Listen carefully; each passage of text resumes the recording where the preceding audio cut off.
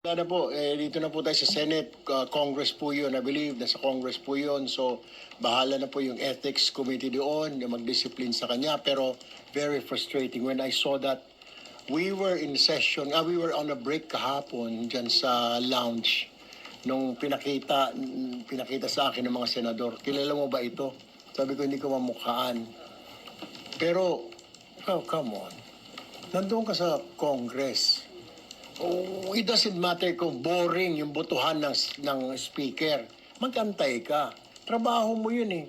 There's a time kung sugarol ka, which is bawal, di ba? Sinabi na bawal pag government official ka magsugal. Eh kung talagang hindi mo matiis yung kate, hintayin mo na lang, di ba? Hintayin mo hanggang matapos yung ikang trabaho mo sa Kongreso or matapos yung trabaho mo sa gobyerno because pinapasweldohan kami ng taong bayan ninyo para magtrabaho, hindi para magsugal. Nakakahiya naman. You pay us thousands and thousands and then magsusugal lang. Number 2, bad example. Sinabi na nga ng gobyerno, bawal ang sugal. Bawal ka magsugal. Ba't ka nagsusugal?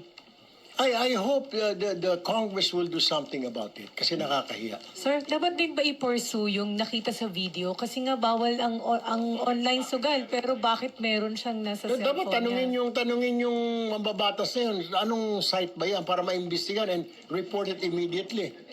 Report it immediately to PAGCOR, to the police, to the NBI. Di ba? Para masara yun. Pero maniwala ka hindi. Ay 2 o 3 yata na sites ang tumatakbo pa. Sir, in and outside of the Sir, pero in and outside of Congress or Senate or public offices, di ba dapat di naman talaga nagpa-participate ang mga government officials? I mean, kailangan pa hubang i-remind yung mga kagaya po ninyo? Hindi ko nga maintindihan eh.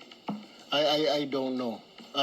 Bakit kailangan nilang gawin yun? Besides, di ba, dapat naman, pagtuwa naman ng pansin yung trabaho mo, di ba?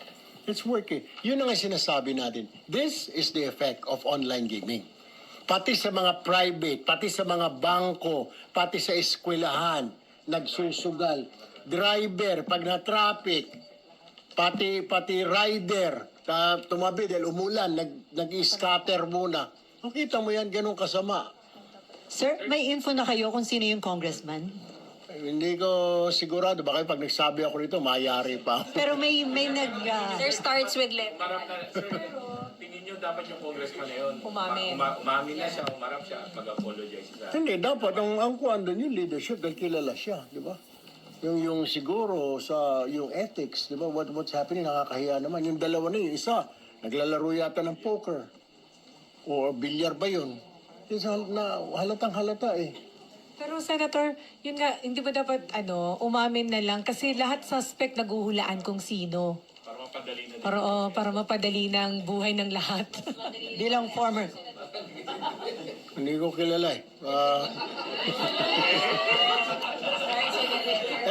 Dapat ang tanungin natin, yung sa Manila Times sa kumuha nun.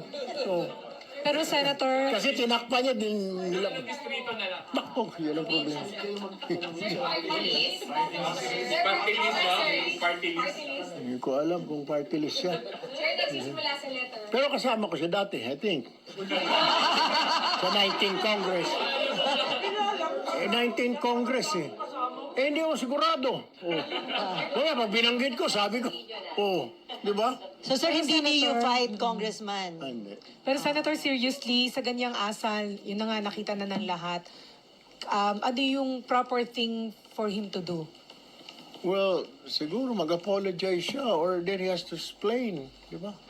Bakit? Kahit nasabihin natin boring, siguro boring nga. Dahil kanya-kanya nagtatayo, yung botohan nila kung bakit binoto si Speaker Romales. Pero, then you do your job, you stay there. Huwag ka naman magsugal.